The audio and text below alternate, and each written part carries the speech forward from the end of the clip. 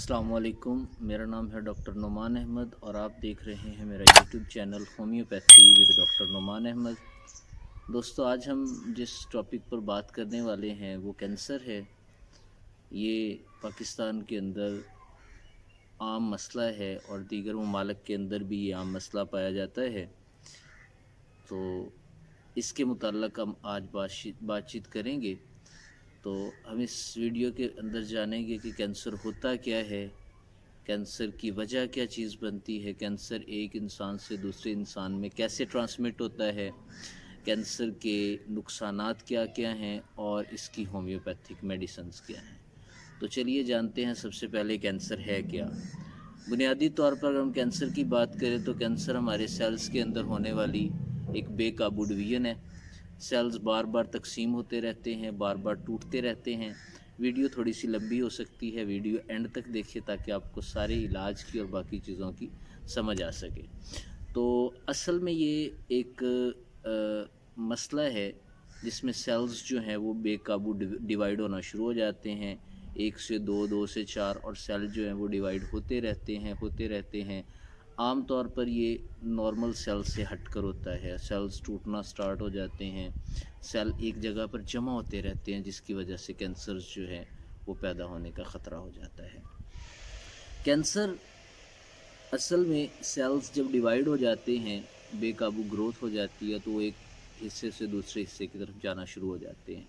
तो वहाँ से कैंसर का आगाज़ हो जाता है।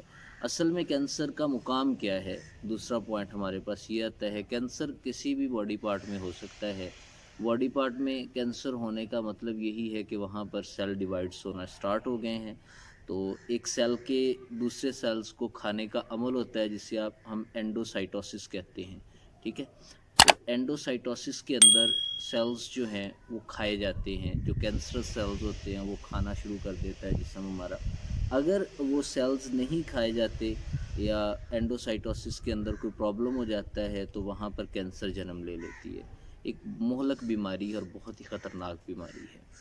तो इसके मुकाम जिस्म का कोई भी हिस्सा हो सकता है। दूसरे नंबर पर है इसकी वजूहात कि किस वजह से कैंसर होता है। असल में कैंसर की मेन वजह जो है वो जीनियाती तब्दीलियाँ हैं। जेनेटिक कोड जो होता है, अगर किसी बंदे का जेनेटिक कोड जो है, हर बंदे का जेनेटिक कम्बिनेशन यूनिक होता है। अगर जेनेटिक कम्बिनेशन के अंदर किसी किस्म की ख़राबी आ जाती है तो उस बंदे को ये कैंसर होने का ख़तरा होता है। तो जेनेटिक कोड कैसे मुतासिर होते हैं? हम स्मोकिंग करते हैं, स्मोकिंग से लंग्स के अंदर जो है वो कार्सिनोजेंस जो होते हैं, कैंसर वाले मादे, निकोटीन वगैरह जो है वो जमा होती रहती है जिस वजह से हमें कैंसर होने के चांसेस आम लोगों से ज़्यादा हो जाते हैं। इसी तरह फ़ीमेल के अंदर जो है वो वायरसेस जो हैं वो मेमरी ग्लैंड्स के अंदर जमा हो जाते हैं और उन्हें ब्रेस्ट कैंसर होने का ख़तरा होता है। तो असल में इसकी मुख्तलिफ़ किस्म की टाइप्स हैं, मुख्तलिफ़ जो हैं वो कैंसर होती हैं। इकसाम इसकी ऑलमोस्ट 100 से ज़्यादा इसकी इकसाम जो है वो मुतारफ़ करवाई जा चुकी हैं। उनमें से चंद एक के बारे में हम आज डिस्कस करेंगे। बुनियादी तौर पर कैंसर को देखें तो 2 तरह के सेल्स के डिवीज़न से बनता है। एक तो एपिथेलियल सेल्स होते हैं और एक सेकेमस एपिथेलियल सेल्स होते हैं। सेकेमस और एपिथेलियल सेल्स के अंदर किसी किस्म के बिगाड़ की वजह से कैंसर जन्म लेता है। अच्छा, अब कैंसर जो है ये कई टाइप का हो सकता है। तो सबसे पहली टाइप जो कैंसर की है वो है कार्सिनोमा। कार्सिनोमा कैंसर जो है ये असल में जो हमारी बॉडी के एपिथेलियल सेल्स होते हैं, एपिथेलियल टिश्यूज़ होते हैं, उनकी वजह से ये पैदा होता है और आहिस्ता आहिस्ता बॉडी के एक पार्ट से दूसरे पार्ट में ये B9 ट्यूमर भी बन सकते हैं इससे, और मेलनगेंट ट्यूमर भी बन सकते हैं, ठीक है। कार्सिनोमा जो है उसके बाद दूसरा जो है वो सार्कोमा भी एक कैंसर की किस्म है।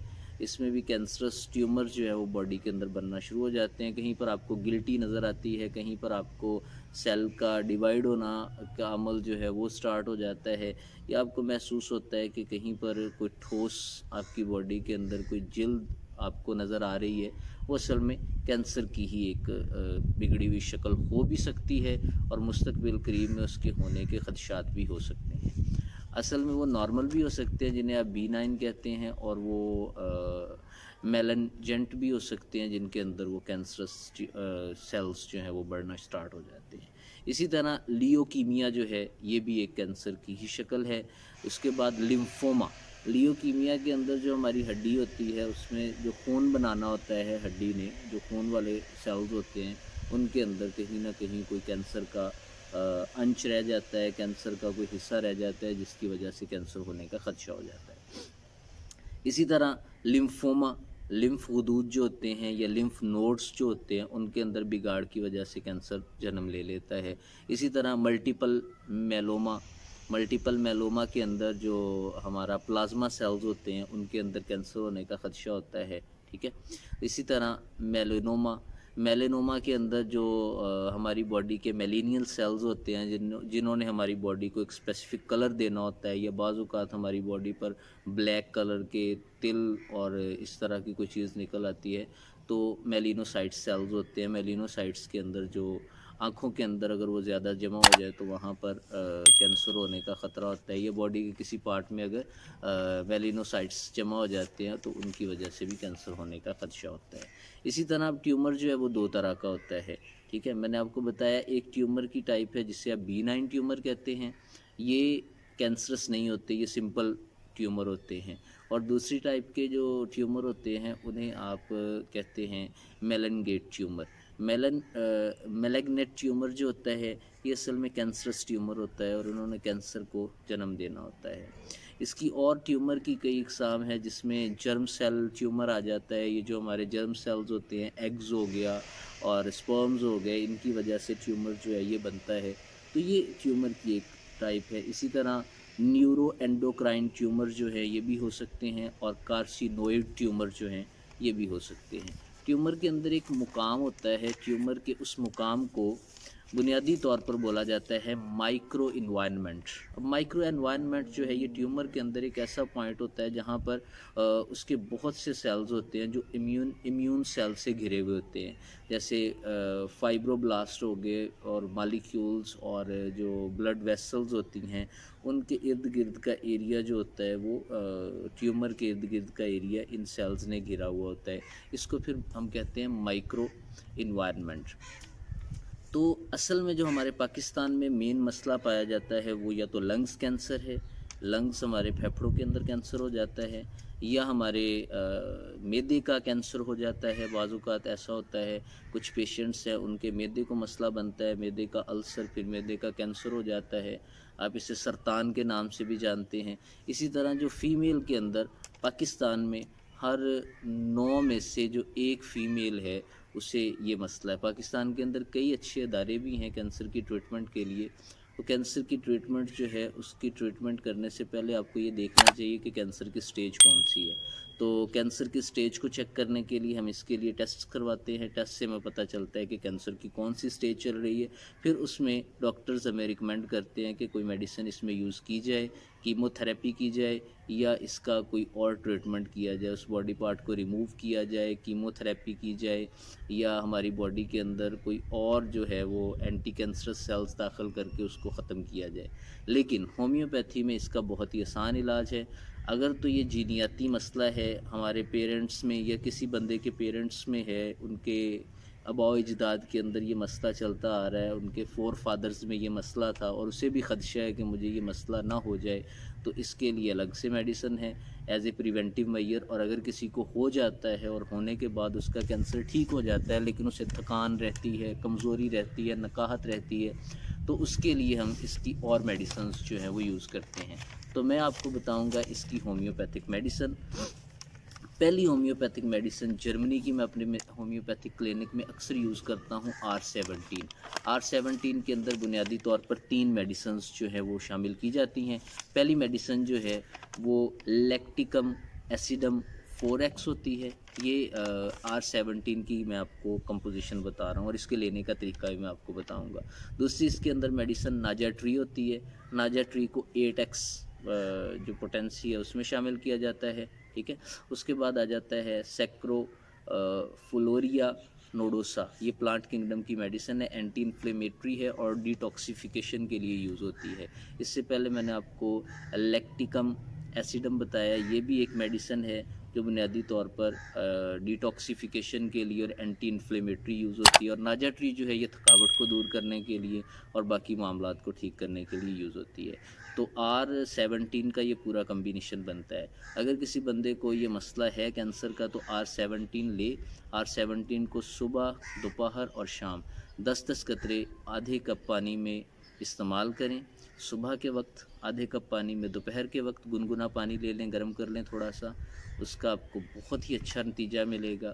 آپ اپنی جو ہومیوپیتھک میڈیسن ہے اسے بھی کنٹینیو کریں، اور جو آپ کو ڈاکٹر نے میڈیسن ریکمینڈ کی ہے اسے بھی کنٹینیو کریں، تو انشاءاللہ آپ کو بہت جلد فائدہ ہوگا۔ اگر آپ کو بریسٹ کینسر ہے، لنگز کینسر ہے، کسی بھی طرح کا کینسر ہے، برین ہیمرج ہو گیا ہے، برین کے اندر ٹیومر بن گیا ہے، یا کسی بھی باڈی کے حصے میں ٹیومر ہے اور آپ کو لگتا ہے کہ یہ ٹیومر جو ہے وہ B9 سے کنورٹ ہو کے کینسرس ٹیومر نہ بن جائے، تو آپ R17 کو یوز کریں۔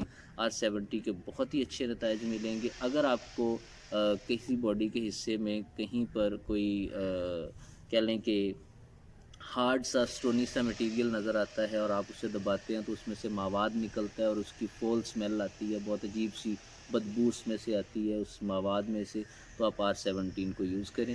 صبح کے وقت 10 قطرے پانی، آدھے کپ پانی گنگنے میں، دوپہر کے وقت اور شام کے وقت، آپ کو اس کے بہت ہی اچھے نتائج ملیں گے۔ جو دوسری ہومیوپیتھک میڈیسن ہے یہ پریونٹیو میئر کے طور پر ہم یوز کرتے ہیں، اس کا نام ہے کارسینوسن۔ کارسینوسن جو ہے یہ 1 mg میں یوز کی جاتی ہے۔ کارسینوسن اگر کسی بندے کو کوئی فیملی ہسٹری ہے، اسے لگتا ہے کہ اس کے والدین میں یا فور فادرز میں کینسر کا مسئلہ تھا اور مجھے بھی نہ ہو جائے، تو ہر 6 ماہ کے اندر جو کارسینوسن ہے 1 mg 6 ماہ کے بعد سنگل ڈوز صبح صبح اپنی زبان پہ ڈائریکٹ 2 قطرے جو ہے وہ ٹپکائے، انشاءاللہ اس کا جو کینسر کا پرابلم ہے یہ جلدی جلدی ٹھیک ہو جائے گا۔ اگر اسے نہیں بھی ہے تو اسے کبھی زندگی میں ہوگا ہی نہیں۔ اگر اسے جینیاتی طور پر مسئلہ ہے لیکن اسے لگتا ہے کہ اس کو مستقبل قریب میں یہ ہو جائے گا، یا اس کے والدین میں تھا، یا اسے لگتا ہے کہ میرے اندر بھی یہ مسئلہ آ جائے گا، کیونکہ اولڈ ایج کے ساتھ کینسر کے ہونے کے چانسز زیادہ ہو جاتے ہیں، کیونکہ ہماری باڈی کے نارمل سیلز جو ہوتے ہیں وہ آہستہ آہستہ آہستہ آہستہ خراب ہونا شروع ہو جاتے ہیں، آہستہ آہستہ ہماری امیونٹی جو ہے وہ لوز ہونا شروع ہو جاتی ہے۔ امیونٹی لوز ہونے سے ہماری باڈی کے اندر کافی کمپلیکیشنز آ جاتی ہیں۔ تو کارسینوجن جو ہے یہ 1 mg میں ہر 6 ماہ کے بعد۔ اگر کسی کو بریسٹ ٹیومر ہے، بریسٹ کے اندر کوئی رسولی بن چکی ہوئی ہے، یا بریسٹ کے اندر کوئی اسے ٹھوس سٹونی میٹیریل محسوس ہوتا ہے، دبانے سے درد ہوتا ہے اور بہت زیادہ درد ہوتا ہے، وہ ہر 3 دن کے بعد کارسینوجن جو ہے یہ 1 mg میں یوز کرے۔ کارسینوجن 1 mg میں یوز کرنے سے اس کا کینسر کا مسئلہ پوری طرح آہستہ آہستہ مکمل طور پہ ٹھیک ہو جائے گا۔ بہت ہی اچھی میڈیسن ہے، کسی بھی طرح کا کینسر ہو آپ میڈیسن کے لیتے اسے یوز کر سکتے ہیں۔ آپ کو تھکاوٹ ہے وہ بھی انشاءاللہ آپ کی دور ہو جائے گی۔ کارسینوجن ایک بہت ہی اچھی میڈیسن جو ہے وہ ثابت ہوئی ہے۔ اس کے بعد میں اپنے ہومیوپیتھک میڈیسن میں تیسری میڈیسن جو ریکمینڈ کرتا ہوں وہ ایک کمبینیشن کی فارم میں ہے، 30 CH پوٹینسی میں ہم اسے یوز کرتے ہیں۔ 30 CH پوٹینسی میں کیسے یوز کیا جاتا ہے؟ پہلی میڈیسن جو اس کے اندر ڈلتی ہے وہ ہے کونیم۔ کونیم 30 CH پوٹینسی میں، دوسری میڈیسن کاربو اینیمیلس بھی 30 CH پوٹینسی میں، اور ہارڈراسٹس بھی 30 CH پوٹینسی میں۔ ان تینوں میڈیسن کو مکس کر لیا جاتا ہے ایکول کوانٹٹی میں۔ اچھی طرح انہیں مکس کرنے کے بعد ہاتھ پہ 10 جھٹکے دیے جاتے ہیں، ہاتھ پر زور سے مار کے 10 جھٹکے دیے جاتے ہیں۔ اگر آپ بازار سے 10 ml کی جرمنی کی لے کر آتے ہیں تو ان کو آپ ایکول کوانٹٹی میں مکس کر لیں۔ جب آپ انہیں ایکول کوانٹٹی میں مکس کر لیں گے تو ڈائریکٹ 2 قطرے آپ نے صبح، دوپہر، شام اپنی زبان پر ٹپکانے ہیں۔ 2 قطرے ٹپکانے کے بعد آپ نے ریسٹ کرنی ہے اور ایسی تمام چیزوں سے دور رہنا ہے جس سے کینسر جو ہے کسی اور بندے کو ٹرانسمٹ ہو جائے، کیونکہ ایک وائرل ڈیزیز ہوتی ہے، وائرسز بھی کی وجہ سے بھی یہ، اور تمباکو نوشی کی وجہ سے بھی یہ پھیلتی ہے۔ تو کوشش کریں اپنے عزیزوں کو اس کے متعلق آگاہی دیں۔ امید کرتا ہوں آپ کو یہ ویڈیو پسند آئی ہے۔ نیکسٹ ویڈیو کے لیے اللہ حافظ۔